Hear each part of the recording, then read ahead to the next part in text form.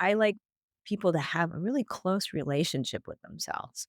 Actually start their day with some self-communion in a way, in a quiet space where you're meditating and grounding your energy and, just tuning in and listening.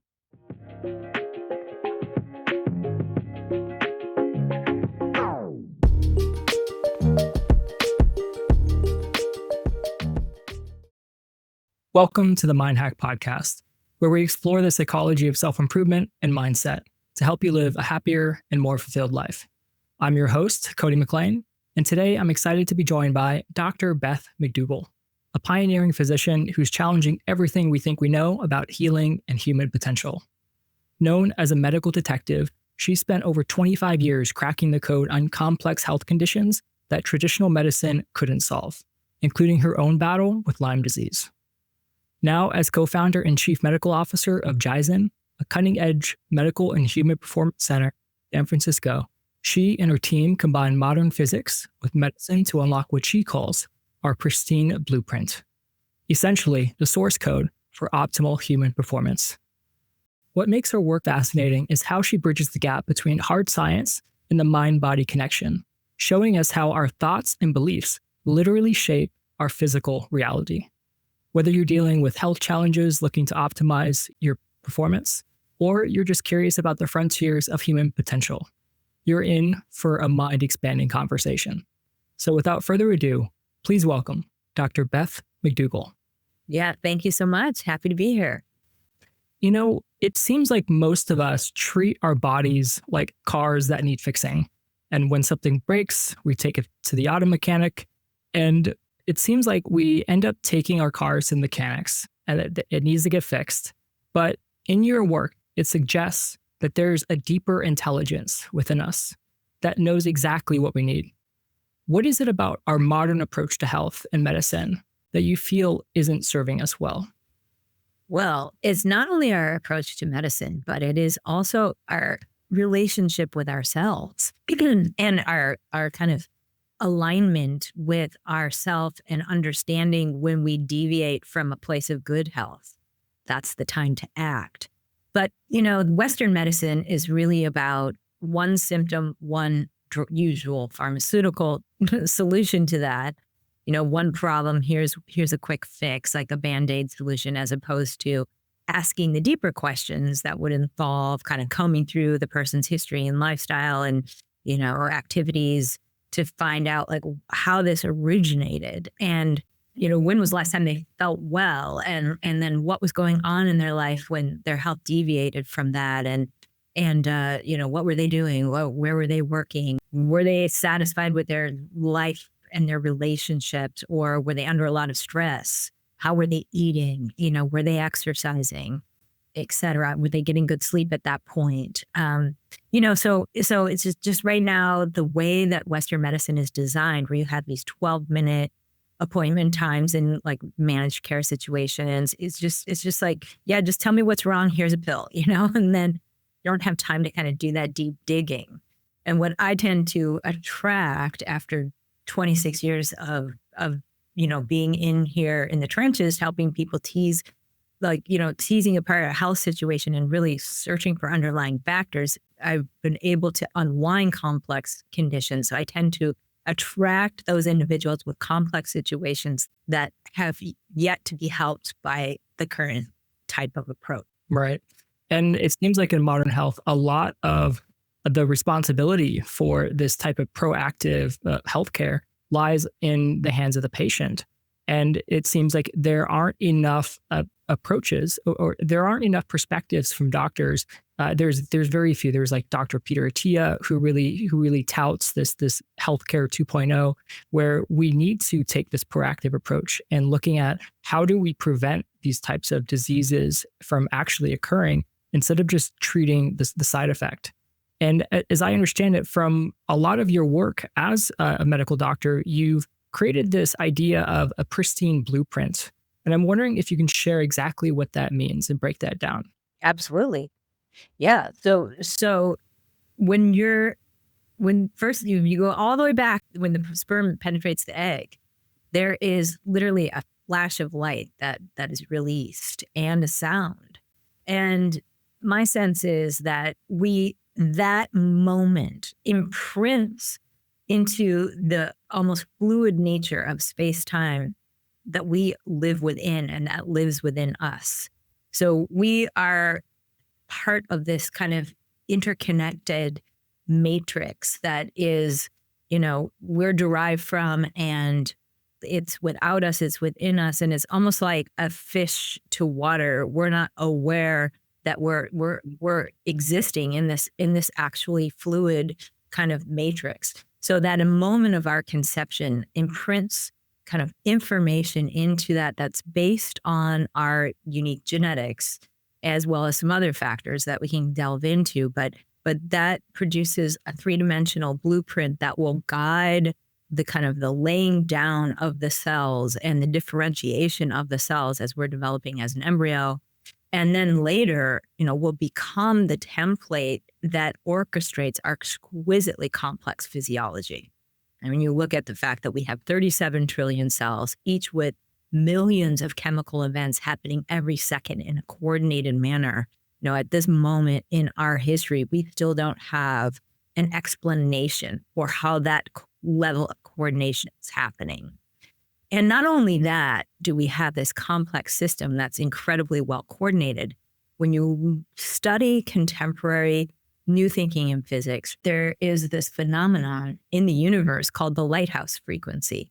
And our entire universe and all of physical creation is literally flickering in and out of existence trillions of times a second. It's here, and then it's going into antimatter and coming back and back into antimatter and back. And so how is that, that we feel like these solid beings when we're really forming and annihilating? And so we are organizing along this kind of information template that's geometrical and frequency and really is guiding our physical form as well as our physiology. And so my sense is that this template, the resonance of our physical form with this template is really what determines health. And our resonance with it, our ability to be formed and reformed every 36, trillionth of a second can be contaminated as we go through life. Like that the information blueprint can become not itself contaminated, but like the transfer of information can become compromised by misinformation. And so misinformation can come in the form of the energetic signatures of things that we encounter during life. So the toxins, the pathogens, the collective signatures of traumatic experiences and all of that. So everything in the physical world has a signature associated with it, has an energetic signature that is comprised of frequency and geometry, actually. And it is what makes that substance the thing, because it is what is the blueprint from which that substance is created and out of the vacuum, which is really not empty, the physical space that we live within. I agree with that in that in some ways we are the universe. We are the universe looking at itself. And there is a frequency that occurs. There is a connection and a disconnection that often takes place in our own human experience. And I suppose so to try to break down what you're saying, what you're saying is that every one of us has a particular frequency, and we often kind of become out of tune to that frequency. Is that one way of looking at it? Yes, exactly, Cody. It is true. And so that's kind of what I was saying in the beginning, is that in a perfect world, we would become very familiar with our unique signature. We would become familiar at a point in our lives where our health is at a high level. We would really kind of mark that of like, okay, this is what it feels like to be in resonance. This is what feels right and good. And your goal is to stay there, as you evolve and change and age and, go through different stages of life. The goal is to kind of keep that high benchmark of like, this is how I want to feel. I want to have this level of vitality, this level of mental clarity, this kind of fast clip to my metabolism, this, kind of feeling of ease and effortless kind of, movement of energy throughout my system. Like, I want to sleep well. I want to be able to move well. I want to be able to think clearly. Like, these are the things that you should settle for nothing less. And so then if that is your goal, you pay attention to subtle deviations from that goal, where unfortunately Western medicine, you could be feeling quite sick, quite off from that high, benchmark. And then they could be like, well, we're not seeing anything in these basic tests we've done. I guess we'll just kind of watch and wait. Or, they'll see something subtle, even in the gross measurements that they're taking, and they'll be like, they don't know what to do about it. So they're like, let's just keep an eye on this over time. And invariably, if the person doesn't do something, it's going to get worse. So instead, I like people to have a really close relationship with themselves. Actually start their day with some self-communion in a way, in a quiet space where you're meditating and grounding your energy and, just tuning in and listening. And then as you're going throughout your day, kind of checking in with yourself. Okay, how do I feel after I just ate that?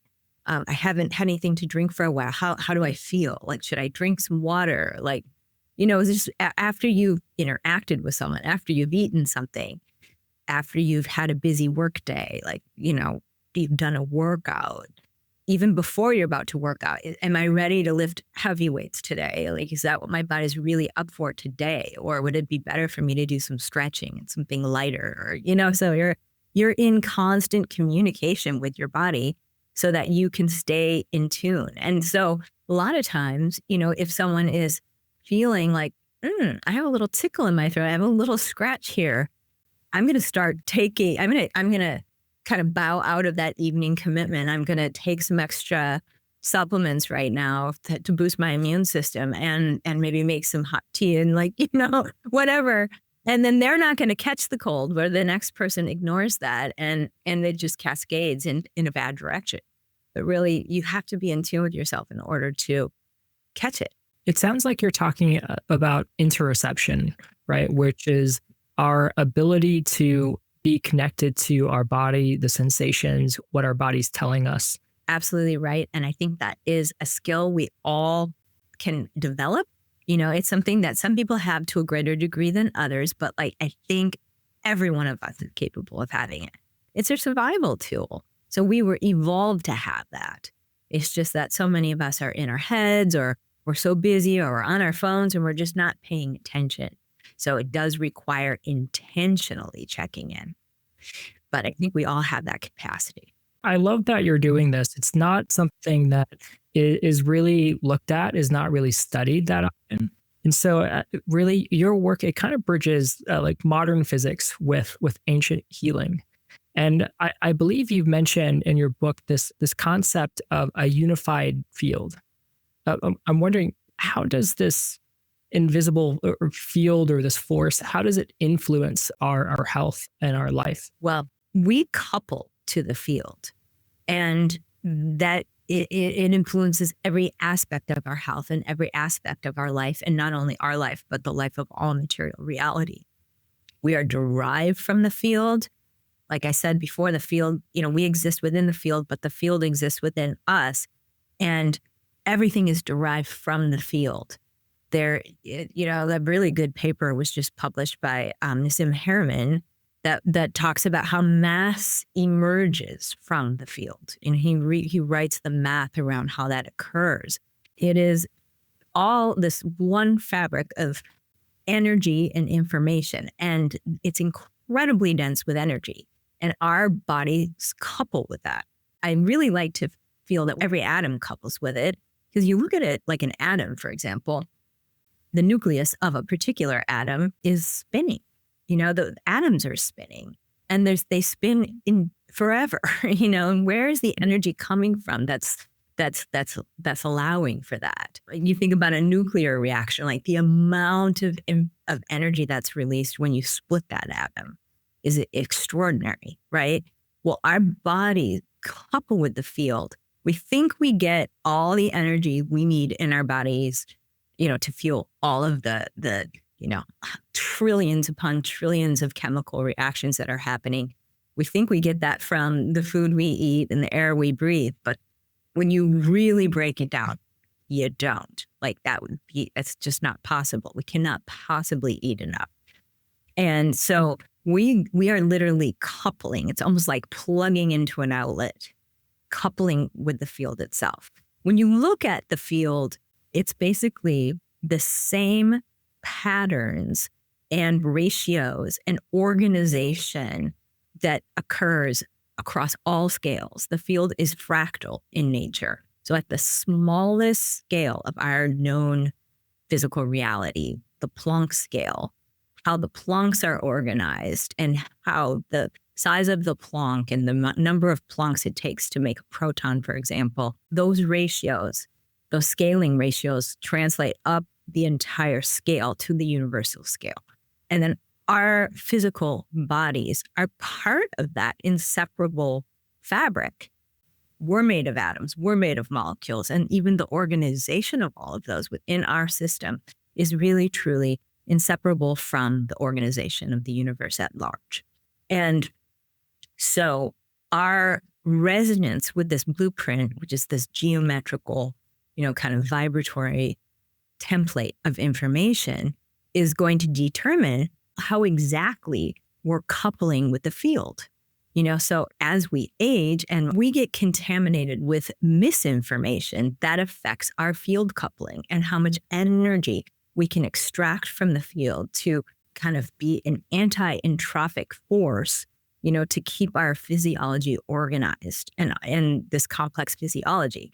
So really, truly, I'm so interested in longevity because we now know that we have chronological age and we have biological age. And regardless of what our chronological age is, we can change our biological age. We can reverse age, by doing the things we need to do to enhance our resonance with this field and really enhance the coupling. So we're basically enhancing our resonance with this template of information that is orchestrating our physiology, and that allows more seamless transfer of the almost infinite energy in the field to translate into our physical form to fuel our physiology. So energetics within the body is truly kind of the holy grail, right? It's like the hallmark of how youthful our body is. Like if there's really good energetics. And so what is that? What contributes to that? Well, we've been talking about all these esoteric things, but truly it's like the mitochondria and how well the mitochondria are functioning. So those are the little energy organelles within our cells. And each of our cells differ as to how many mitochondria they have. Some have hundreds and some have tens of thousands. So you've got 37 trillion cells, each with somewhere between multiple hundreds to tens of thousands of mitochondria. That's a lot of mitochondria. So they are, taking glucose and oxygen and running it through a series of steps to produce ATP. And I think that, the mitochondria are these really fascinating organelles that when you really kind of dive deeply into studying them, they have these proton routers that are circulating at the speed of a jet engine. Each mitochondria has multiple proton routers. They are literally these kind of free energy engines within our cells. And sadly, they become damaged, and then that we have the aging of the mitochondria that occurs from free radical stress and all of that. And we then age because our mitochondria age. And we develop health problems because our mitochondria become less functional and are not producing enough energy to, kind of optimize the functionality of each cell type. So whatever we can do to optimize mitochondrial health will ultimately optimize cellular energetics and kind of the energy transfer from the field of energy to our physiology. And so there's a lot of things that people can do, just like, for example, when I talk about cell types that have more mitochondria versus others, like, the two types of cells in the body that have the most would be the neurons in the brain and the muscle cells. The muscle cells and the neurons have, tens of thousands of mitochondria per cell. And so anything you can do to enhance your muscle mass and the health of your muscle cells is going to ultimately help you have healthier mitochondria. For one, you're going to have more mitochondria. The more muscle mass you have, the more mitochondria you will have. And it enhances the birthing of new, more pristine mitochondria. More muscle mass, better cardiorespiratory fitness, that's going to enhance your mitochondria. And then there's like things you wouldn't expect, like practices like going outside in the morning, like right when the light is cresting the horizon and the light wavelengths of red and near infrared light are predominating at that time, and allowing those wavelengths to come in through your eyes.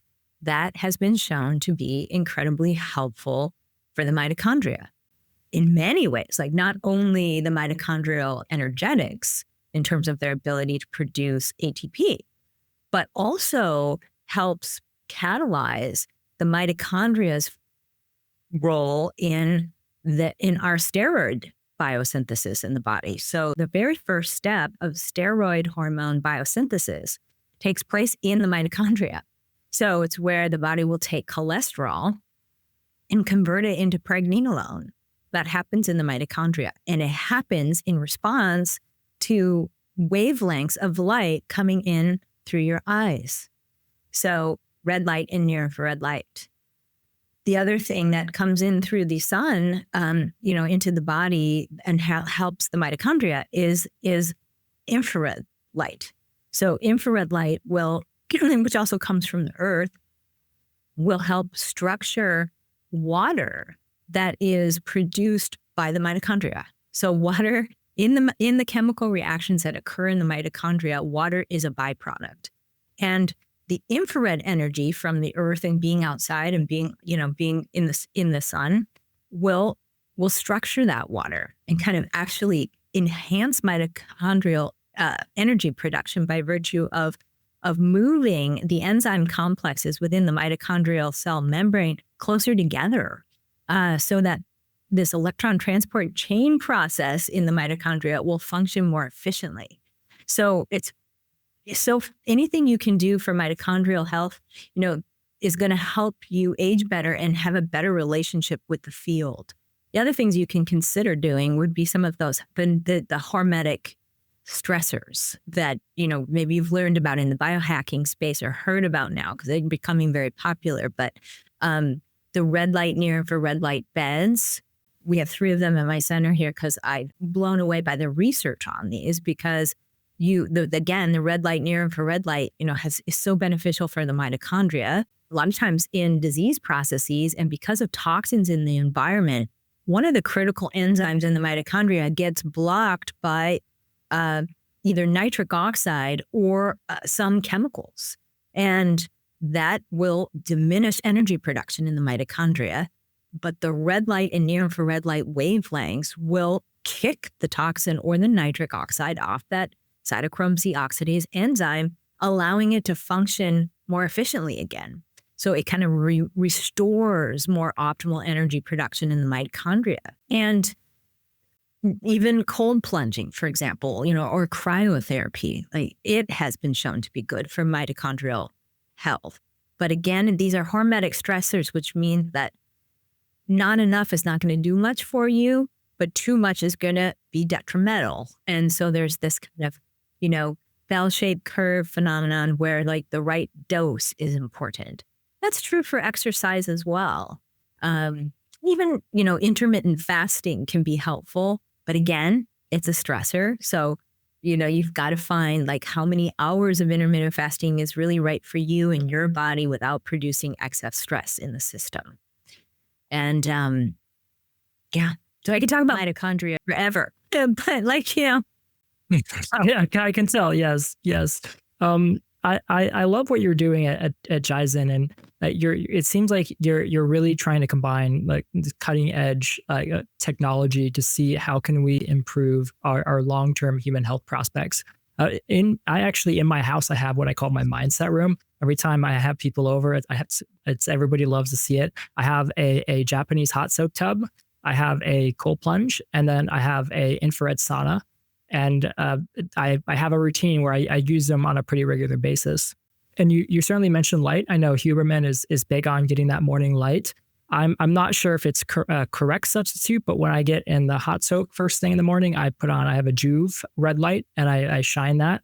I'm not sure if that is a proper object instead of getting, say, a 10,000 lux light instead.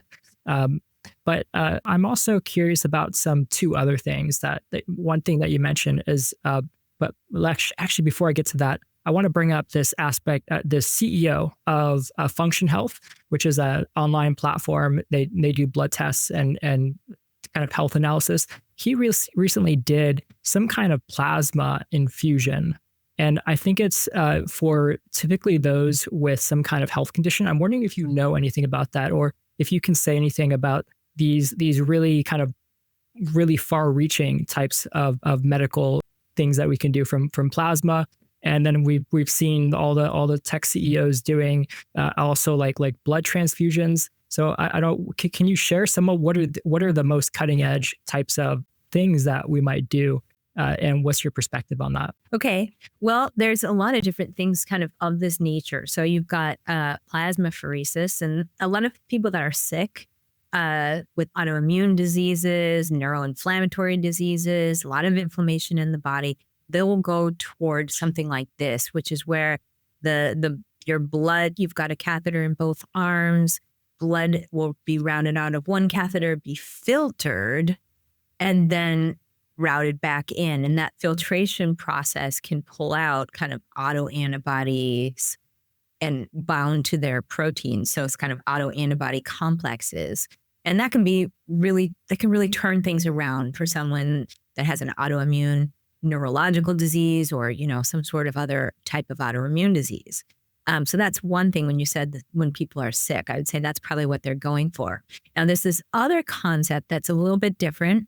Well, let me just first say with the first thing, you're also ending up taking out not only antibodies in general, but some of the blood proteins. So then something has to be placed back in. And so typically the way it's done is that the person is having albumin replaced, and sometimes they're having pooled immunoglobulins. So immunoglobulins are your antibodies, and they have it pooled from thousands of people in this kind of pooled immunoglobulin kind of mixture. And people get IVIG afterwards to kind of replenish what's been taken out. Now, another practice that that's more extreme, that some of the really, really extreme biohackers are doing is called young blood. And so they're filtering their own blood, and then they're kind of replenishing it with kind of matched controls. And I'm not a big fan of that, either of those first two things, except for when medically necessary, because you are putting the energetic signature of another person's products in your system. So to me, it runs contrary to my instincts. So what I'd prefer instead, something we do a lot at JYZEN, is to do a process called EBO2. So this is where you're putting an IV in both arms, and you're running your blood through a dialysis filter. Then you're ozonating it, oxygenating it, exposing it to light wavelengths, and it goes back in the other arm. So it's a slightly different type of filtration process. You're not pulling all of your own antibodies out or your albumin protein or anything like that. But what it tends to pull out are lots of inflammatory intermediates.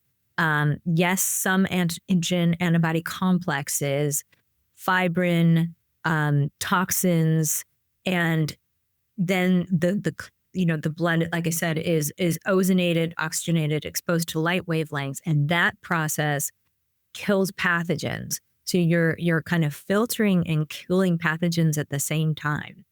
But you're not adding in any foreign blood products. And that has been a literal game changer for a lot of my patients that have, let's say, long COVID vaccine reactions, multi-infectious disease that has not been well treated in other ways, people with chronic inflammatory problems. Yeah. So it's really been a great thing for a lot of people. I actually have had people with profound cognitive decline that have a lot of toxic exposure. And I've done that procedure, and it's just like brought the lights back on, in their brains, amongst other things that I'm doing with them. But it is a really good thing to do. And do you also, I assume that you also do IV therapy? I know personally I've experimented with NAD, BPC 157, TB 500. Do you do any of these? And in what situations would you typically prescribe a IV therapy for a patient? Well, I do a lot of NAD IVs, find them to be so beneficial because NAD is an energy catalyst, let's say. It's an energetic molecule that declines with age. And it's absolutely required for ATP synthesis. And when it's given intravenously, you can most easily replenish your intracellular stores of NAD. And it's been shown to trigger something called mitophagy, which is where the body will edit or repair damaged mitochondria and replace them with new mitochondria. And so it's so helpful for people that just feel like their energy's declined with time, or they've had mental slowdown or cognitive decline, memory loss.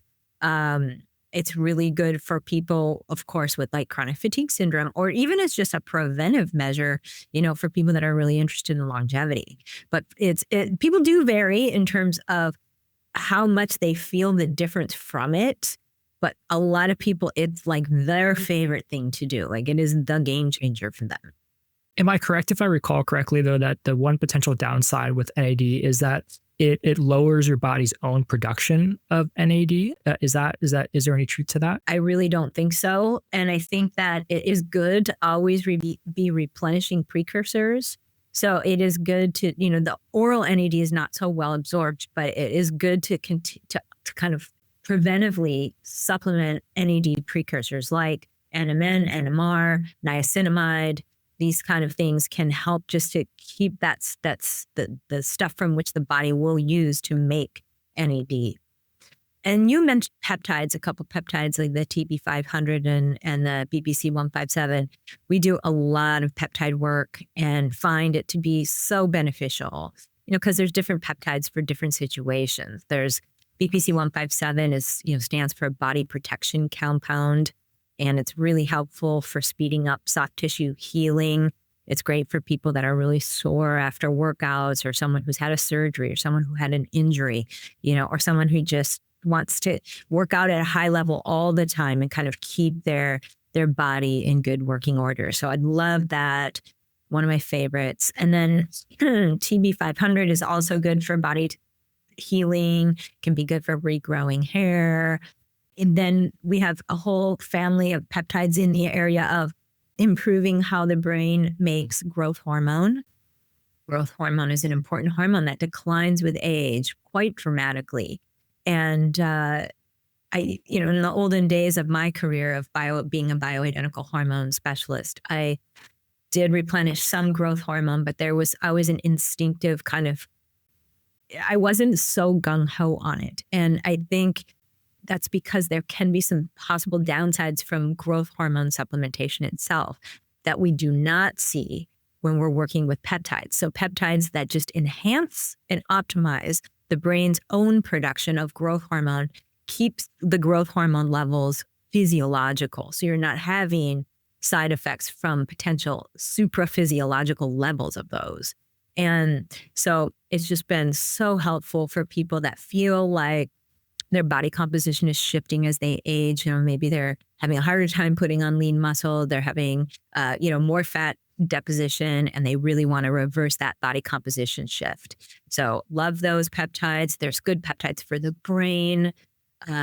We do a lot with CMAX and Selenk, and also with cerebral lysin for people that have had brain injuries or strokes or, traumatic brain injuries from a car accident. So we use that a lot. And then we use also peptides for mitochondrial health. MOTS, for example, and peptides that are good for skin. And the list goes on. There's quite a few. In particular, just going back to the human growth hormone, I know that Brian Johnson did a round. So if you're not familiar with Brian Johnson, he is an ex-founder of a big company, and he is really touting himself as being at the cutting edge of doing every treatment and therapy possible to extend his life like the maximum. And he has this thing called the blueprint that he details his routine, all of his supplements, and it's a pretty insane, but also incredible. And I think there's things that we can learn from some of the things that he's doing. I know one of the experiments he tried was human growth hormone, but he stopped that. He noted intracranial pressure and a few other side effects.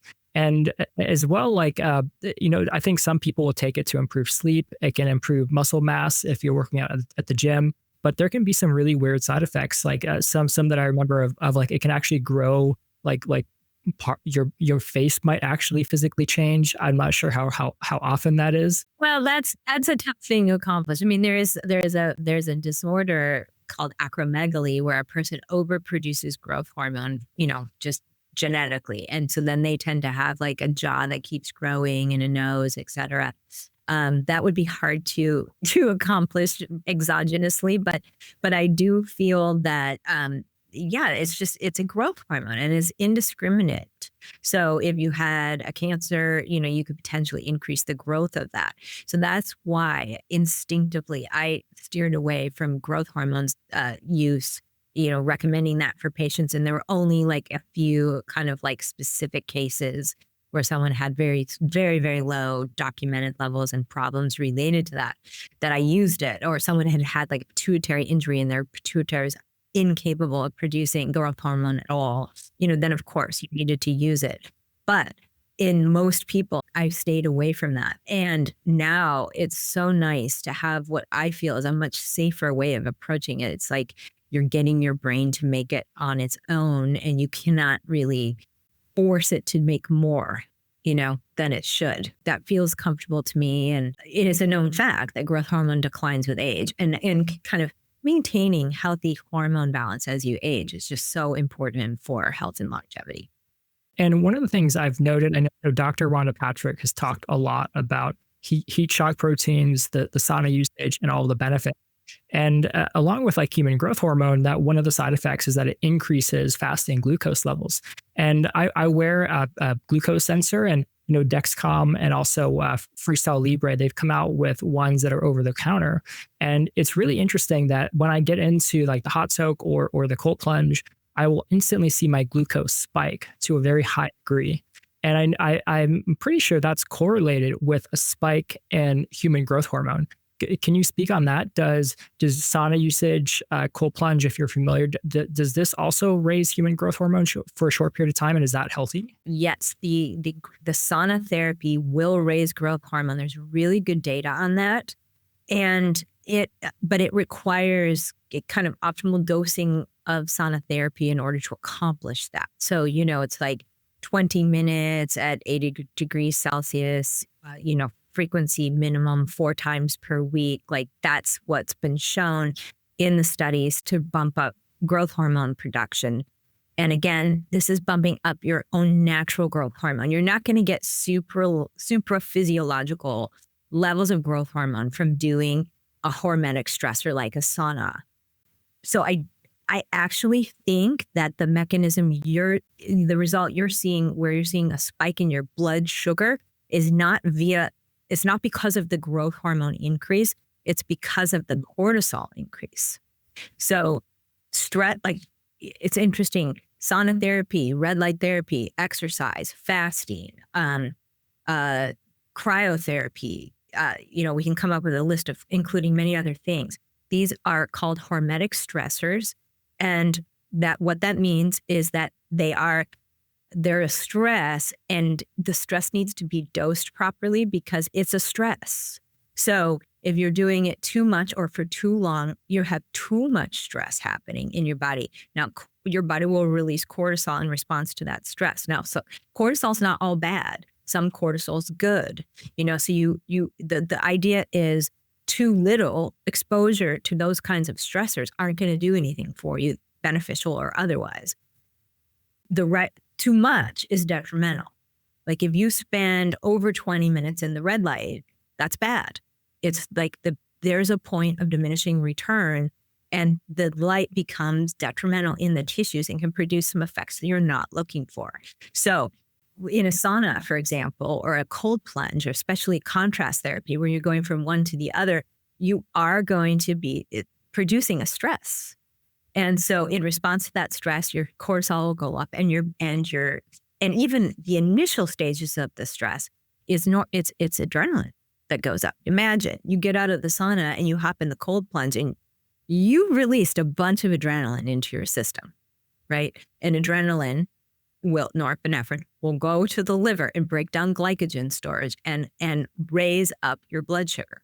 Like that's just how it works, So it's not like we should see that temporary spike in your blood sugar as necessarily so bad. It's just like, okay, how does your body handle that? Like, do you make enough insulin in the right way to bring it right back down? In a way, it's almost like exercising a muscle. It's not necessarily a bad thing. But heat shock proteins are interesting because we also, I would have to get back into my deep dive science on sauna therapy. But I do believe that there is a triggering also of insulin-independent GLUT proteins on your cell membranes that can improve overall your body's ability to handle blood sugar and to route sugar from your bloodstream into your cells so it can be used as a substrate. Well, speaking on that, so what I find with glucose, so I'm super health conscious, and one of the issues that I've continued to have is I have a high fasting glucose level, and I know that there's the test. I forgot what's the 3-letter acronym that tests your 90-day average glucose level. Yes, A1C, and my A1C is normal. I for a while I thought, just based on my fasting glucose, I thought it was pre-diabetic, but it seems like I'm normal from that perspective. And it seems like my fasting glucose, it'll hover anywhere from like 99 to like 105 when I'm sleeping. And I'm trying to work on getting that down. I know that there's the prescription medication that one can take if you're pre-diabetic, but then there's also things like berberine. But I'm wondering, what advice would you give to me or anyone else that is trying to improve their insulin? Great question, because it sometimes is very nuanced. And so what I would encourage you to do is to have like a really thorough workup. So like, for example, at JYZEN, we do that. So we would do a whole we'd gather data in many different ways. So one, we would recommend the classic tests like the insulin, the glucose, the hemoglobin A1C, the inflammatory markers, the liver enzymes, the lipid panel, because that would start to give us some clues like, okay, is there evidence of insulin resistance here? You can have a very normal hemoglobin A1C and have the beginnings of pretty profound insulin resistance. So what that means is your blood sugar it goes to a certain point and your body has to release insulin to bring it back down. And insulin works by binding to receptors on your cell membranes, which literally indirectly opens a door that then allows glucose to leave the bloodstream and go into your cells. So some people with time will develop something called insulin receptor resistance, where the insulin doesn't work as well at the receptor site, literally doesn't, it's like a key in a lock, just doesn't fit and doesn't open that door as well over time. So we would kind of do the basic things there. Then we may want to do what is considered more of a functional test. So we would put a catheter in your arm, draw your blood for insulin and glucose, give you a sugar solution to drink, and then check your blood through that same catheter at different time points in over 2 hours. So that we're looking at how high does your blood sugar go, and then how much insulin is produced by your pancreas in order to bring that down. How long does it stay up? And, and then when does that insulin and glucose go back down to normal? Like, what is that process like? And then we would also recommend you do some metabolic testing. So metabolic testing is where we would have you come on in fasting, and we would do what's called a fasting metabolic rate, resting metabolic rate. So you'd be coming in the morning before you've had coffee or food, and you would lay on a table calmly, and we would put a mask on you, and we'd be collecting the breath that you're exhaling, and we'd be able to tell how many calories you're burning at rest and what fuel you are preferentially burning at rest. What's your fat burning capacity, for example? And then we'd have you come back on a different day, and we would have you do a VO2 max test. So VO2 max is where you're exercising, and you're either on a treadmill or a bike, and you're breathing through a mask, and then we're collecting the breath, and we're analyzing the gases in your breath as you're advancing the levels of exertion. You're probably familiar with this, and then we're usually a person at low levels of exertion is burning fat. Then at higher levels of exertion, we'll begin burning carbohydrates. And at higher levels of exertion still, they'll begin burning lactate. And so we're looking at what points of heart rate and, kind of exertion do you flip fuel source? Do you flip preferential fuel burning? And then we would like to look at your kind of continuous glucose monitor and your Oura Ring data. And then from all of that, we would crunch that together and say, okay, you don't have enough muscle mass on your body in order to handle your blood sugar properly. And that's why, you have this higher level than normal. Or we would say something completely opposite, like you're not eating enough food and therefore your body is under stress. And when you're sleeping, your body is stressed. And so then you wake up in the morning, your body's already released cortisol, which has raised your blood sugar. And that's why you have a high kind of resting blood glucose fasting. And so there's so many different things that we can kind of tease out of that, the kind of the mixture of all that data. I love that you use data from more than just one or two. You don't just use a blood test. You'll do a VO2 max test, or you'll look at my Oura Ring or other data that I can provide to really make a holistic diagnosis and a plan as to what I or somebody else could do in a situation. And so I know that you mentioned things of you treat long-term diseases, you treat chronic diseases. What kind of equipment and what types of situations do you most commonly treat now that you've been practicing for so long? I started out in practice in 1998 and kind of delved into bioidentical hormones. And I was one of the first crop of doctors that was trained in functional medicine. So I kind of treated routine, like kind of more, basic issues from a functional medicine perspective in lots of people that needed some hormone balancing and natural neurotransmitter balancing, gut work, things like that. Then I ended up getting Lyme disease in 2004. And I'd already been diagnosing Lyme disease, but I typically would refer them away to other doctors that specialized in that. And then I would co-manage them. And then I got Lyme disease and had to kind of figure out how to kind of get through it on my own because the things that were being recommended to me weren't working. And I learned a lot in the process. And so then I started seeing a lot of people with Lyme disease. And then I kind of ended up delving deeply into physics and biophysics. And that gave me some extra tools to diagnose things a little more accurately. And then there were some more tools in my toolbox for treating. And so then I ended up just kind of getting people coming that were just more complex in general. Neurodegenerative diseases, kind of autoimmune diseases, multi-infectious disease, Lyme and co-infections and viruses and mold and all together. So it was, I just became over time better or otherwise just, the one in the practice that could treat the more complex conditions and stuff like that. And I loved doing the simpler things, but I just don't see them as much anymore because they go to other people. But yes, so my specialty really is to, kind of look at a complex situation and just kind of gather data from multiple different streams and a really careful history and intuition as well. And then kind of like determine what are the underlying factors that kind of led to this?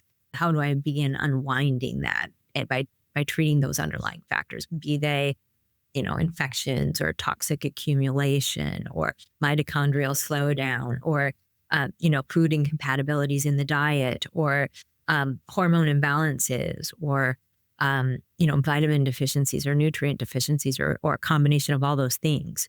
And so then I moved my practice of then 23 years or so into a larger center, which is JYZEN. And that I co-founded with some other people because I, was learning so much more and more about biophysics and physics. And like, there are so many devices that are now thankfully becoming really popular in the biohacking space that are really rooted in physics. We're treating with light and we're treating with information signatures and pulsed electromagnetic fields and infrared ozone sounds and blah, blah, blah, and so I wanted a larger center so it could encompass all of these things. And I've been told by people in the field that this is the largest array of biooptimization technologies under one roof in the world.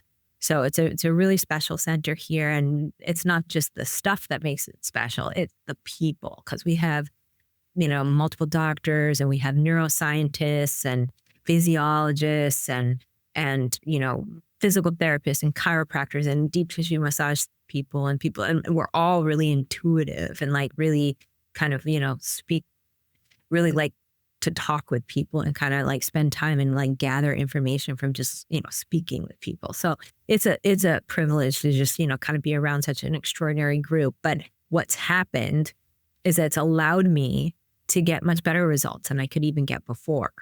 For example, collaborating with a neuroscientist is just like, it's invaluable because she does 19-channel quantitative EEG brain mapping on people, which can right away, when necessary, but when we collaborate, it's like we can tell the brain inflamed, is there low voltage, is there evidence of like limbic system, kind of overdrive, autonomic nervous system imbalances, is there evidence of like brain trauma, and we would approach that in different ways. Sometimes someone is fatigued and kind of has brain fog, and sometimes it's because their brain's inflamed, and sometimes it's because it's low voltage. And it's like so great to be able to take a look and check it out because you have different ways of approaching both of those.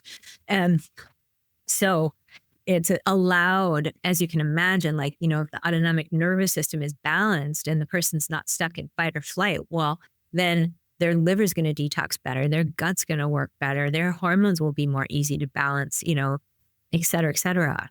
So it's really a pleasure to, be able to collaborate there. And then like we're talking about all the testing we do, for the metabolism. And we're living in an era of metabolic dysfunction being epidemic in the United States. That is the root of, the prediabetes, diabetes, heart disease, cognitive decline, Alzheimer's, is diabetes of the brain, and even cancer. So it's absolutely essential now, that we have the ability to crack the code. We have the ability to collect all this data so that we can, figure out precisely what to recommend. This is the diet for you, the number of calories, the ratios of macronutrients. And this is the way that this data is suggesting your body needs to train in order to kind of turn this around. And of course, that's better done when combined with hormone therapy and mitochondrial upregulation and peptides and all of that. So at the end of the day, what it really comes down to is being guided, because like biohacking is one thing where you've got these bright people that are in there just experimenting. Like Brian Johnson takes that to the nth degree, right? Got the average person that's, learning about these things and trying them on for size and all. And that's great. And there's a lot of pitfalls. And, the way that they're going about it and the way they're combining and stacking things may not be the shortest way to get to their goal, so it's nice to sometimes be guided by people who are in the trenches doing it all the time with lots of different kinds of people that have different goals and different problems and can advise appropriately. Right. And even in the peptide community, I've seen, there are so many online places that you can buy peptides, and it just says not for human consumption on the side. That's not a prescription. And you'll hear about some side effects that seem really scary of like somebody had to go to the ER. And really, I think a lot of that is like the ingredients are not pharmaceutical grade, that people are really making these experiments with themselves. There could be a contamination and some bacterial byproducts of lipopolysaccharide and, things that can cause inflammation in the body and things like that. So you have to be really careful, especially when you're injecting something. And I'll tell you, it's not totally straightforward, to reconstitute these peptides on your own and figure out what the dose is. Like, we have medical backgrounds here and the nurses have very, very extensive backgrounds. And sometimes we have to kind of put our heads together and be like, okay, like exactly how much is it that we need, so there's a lot of room for human error. Let's just say that. And I just want to touch on something that you mentioned earlier in the beginning regarding muscle mass in relation to longevity. And so if we have more muscle mass, there's a correlation that it increases our basal metabolic rate. And the higher metabolism is not in line with longevity, if I understand it correctly.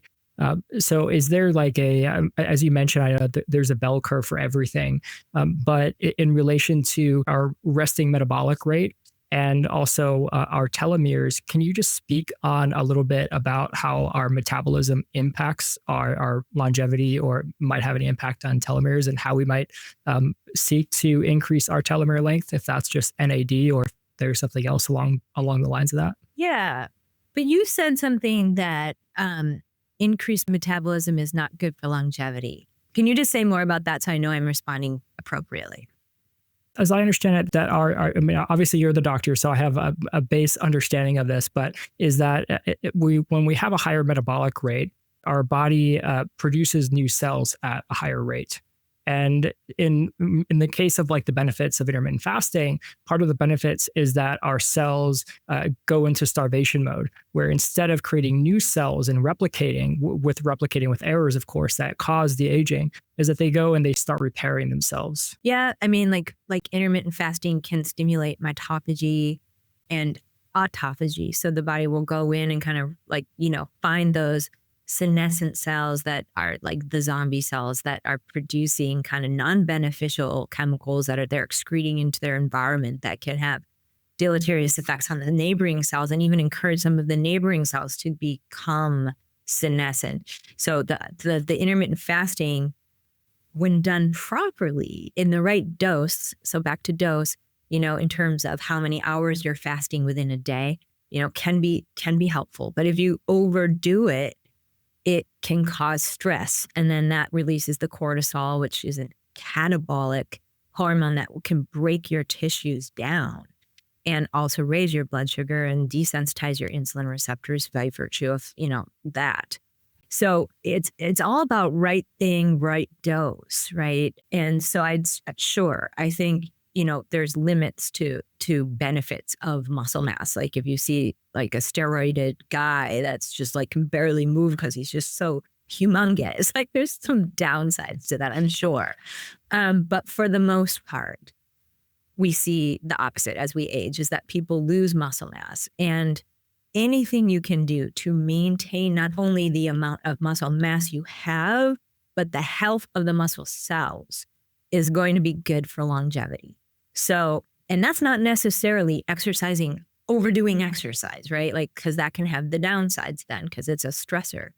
But, eating the right amount of protein, particularly at the right times of day, doing the right amount of resistance training to maintain muscle mass and muscle cell health is really good for longevity because it enhances your mitochondrial number and mitochondrial function. And you can almost think about your muscle cells collectively as like an endocrine organ that sinks glucose out of the bloodstream. So for example, someone who has a high fasting blood sugar, probably one of the most impactful things they could ever do, to bring that blood sugar down. I mean, there's other factors too. So like, I would love to tease it, out those factors in your case. But one thing that is usually beneficial for most people with a higher blood sugar is to put on more muscle mass. because then they sink it. I don't know. We've never gotten to do testing on it. So yeah. So in your case, it might be something completely different. Like, for example, can I share from my personal health? I never liked sugar. And then I decided at one point in my life that I felt better when I didn't eat. I haven't eaten gluten since I was like 22, I guess. And at one point I decided in general, I felt better if I didn't eat grains. And so kind of by default, I ended up becoming like a carbohydrate restrictor. And over time. And then at one point, and then I went through an early menopause and I started putting a little belly fat on and then I would love exercise. I eat beautifully. And I was like, why is this happening to me? I don't even eat that much. So then I was like, maybe I'll try intermittent fasting on for size. So then I was intermittent fasting, not eating breakfast. Felt amazing doing that. Lost belly fat initially. Thought it was the greatest thing to do. And then my other 2 meals were kind of like my typical, protein, veggies, a little bit of healthy fat, occasional fruit, rarely, occasional. And then it backfired. Then I started putting the belly fat back on and then some. And then I did all my metabolic testing I described for you. And it was super clear. I was not eating enough to replenish my muscles. And I was not burning as much fat at rest as I should, because overall I wasn't eating enough. So I think what was happening to me is that I was releasing cortisol, especially through the night. And that was showing up in my low HRV on my Oura ring. And then I, had a just slightly higher cortisol and then a higher insulin because of it, and developed a tiny bit of insulin resistance. Thankfully, I've been able to turn that around a lot by focusing a little bit more on muscle building, less on cardio over time. And I don't intermittent fast as often or for as long. And I eat more carbs in addition to my protein and vegetables. And that's kind of the ticket that worked. So it's sometimes counterintuitive. Yeah, and there's so much of an impact that our food consumption has. And we may try paleo, which I was trying that for a long time. And there's certain biomarkers that we have to pay attention to. Otherwise, we might not even know that there's parts of our diet that are inherently bad with us.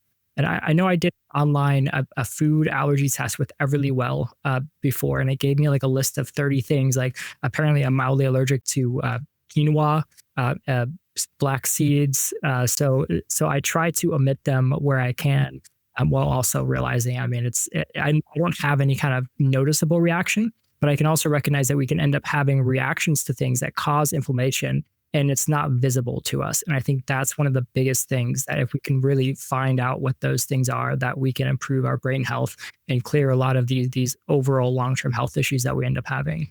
And so I know that we completely went off script, and I just love talking about these tangible aspects of what we can do in health and in this biohacking space. But I'd love for you, as we wrap up, to really explain or to share if there's any actionable steps that people can take, or simple practices. But actually on top of that, I have a separate question is that, so I know I've worked previously with Ageless RX or ageless.com, and they're an online clinic that will do prescriptions like prescribing NAD and sending it over the mail. Is your clinic, is that something that you only do in person, or do you have plans to offer kind of remote or telehealth type services? We definitely do telehealth. Mm-hmm. We do telehealth, but we love to see people in person the first time if we can. That gives us more prescription rights, and also it's just, you learn a lot being in person with somebody. It's not mandatory, but it is really helpful. And so for people who can't visit your clinic, any kind of simple practices that you might recommend, or that you most commonly prescribe to patients, whether it's like exercise more or eat better, what would you typically prescribe or share most of the time? There's a lot, but I would say, and these are generic recommendations, but since you said exercise, I would say that perfect world, on average, you would want to either work out your entire body twice a week, or if you're in terms of weight training, or if you are breaking it into body parts, like, butt and thighs or whatever, you're then 4 times a week. so that you're doing like, kind of the whole body twice each time, twice a week. So, and that's very broad because like, what are you doing in the gym and all of that? But I would say, where you are hopefully with the right guidance, lifting weight and carefully over time, expanding on the amount of weight that you can lift. Like that is going to, with time, over time, help you build and maintain healthy muscles. And then learn what your zone 2 cardio zone is, heart rate zone is. That's you've probably heard that's the heart rate where you can exercise and still hold a conversation, go on a hike with a friend, or, take a gentle bike ride, or you're in the gym and you're on the treadmill, or, you're doing the stair climber, or whatever you're doing, where you could have a conversation, but you're getting your heart rate up, you're getting your blood circulating. Like that's a really important thing to do at least a few times a week. And then I think 2 sessions in a week, 20 minutes of intermittent, high intensity interval training. And these are very short intervals where you're taking your heart rate up into the higher zones, and then you're recovering in a rest period after that, at a much lower heart rate zone. And you're maybe doing that for 20 minutes, and you're covering like, 6-8 bursts of high activity. And then, so that would be the exercise I would say. And then for diet, there's no one diet that's right for everyone, but I would focus on protein with, over time. And it doesn't have to be animal protein, but it's easier if it is, but it doesn't have to be. So, plant-based protein can work, but you're ideally focusing on getting a gram of protein for every pound of optimal body weight you would like to be. It's hard to do. And sometimes it requires some supplementing with some, like free-form amino acids or essential amino acids that can be really helpful. But anyway, protein-forward diet tends to work for most people.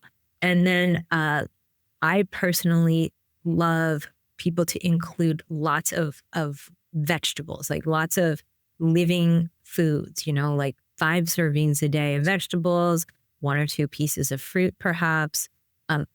Fats are very important. So you want to make sure you're including fats and you're eating healthy fats. And unfortunately, there's a lot of unhealthy fats in the food supply in the United States in particular. So you ideally are avoiding seed oils such as sunflower seed oil, safflower oil, corn oil, cottonseed oil, and including instead olive oil, butter, ghee, some coconut oil, and high quality avocado oil. But I would rather see that a person doesn't do that and instead just will eat some avocado. And then if you're going to consume nuts and seeds, ideally you would do that raw or soaked, sprouted, dehydrated at a low temperature, so that you're not ruining the oils in the seeds and the nuts. And then I think we covered it there in terms of carbohydrates, like starches, root vegetables or grains. I think there's a lot of variability. Some people have food allergies, some people don't. Some people are sensitive to gluten, some people aren't. Some people are like young athletes, others are sedentary, aging office workers. Like you may be pregnant, you may be nursing, you may be like whatever. So you've got to figure out like kind of that's the area that differs most from person to person, depending on what their life is like, what's the stage of their life, and what works for their biochemistry. So you've got to kind of figure that out for yourself, or get some advice from a doctor, or use some labs to help you figure it out. Anyway, then I think meditating every day is a really important thing so that you can kind of develop that relationship with yourself, get in tune with your unique signature, your pristine blueprint, and understand when you deviate from that. And then kind of watch your mindset and, really work on your mental, emotional health. I think that probably out of everything we've just spoken about, that's one of the most important things right there, that's going to help us resonate more precisely with our pristine blueprint.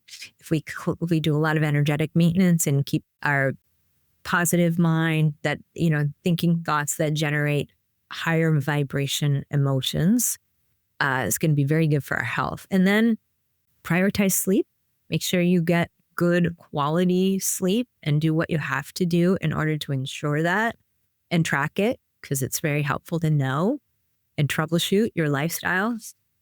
And then drink enough water. I think that that's one of the most important things that you can do as well, is to drink half your body weight in ounces of pure structured water every day. Wow, there's so much more, way more than 2 or 3, but I love it. And one other thing, spend time outside. Spend time in nature, and definitely let light come into your eyes. And I'm sure we could talk for another hour. I would love to talk for another hour, but out of respect for you, I'll end this conversation. But it was incredible. I love how we really touched on we started on the frequencies, but then we went to the tangible aspects of medicine. And there's so much more that I would love to talk about. But for anyone who wants to dive deeper into these ideas, you can find Dr. McDougall's book, Your Pristine Blueprint, online. And then she also does amazing work at JYZEN in San Francisco. I'll put links to everything that we talked about, including how to connect with Dr. McDougall in the show notes. Thanks for listening to another episode of the MindHack podcast. If this conversation resonated with you, please share it with someone who might need to hear it. Until next time, I'm Cody McLean, and you've been listening to MindHack. Thank you so much, Cody.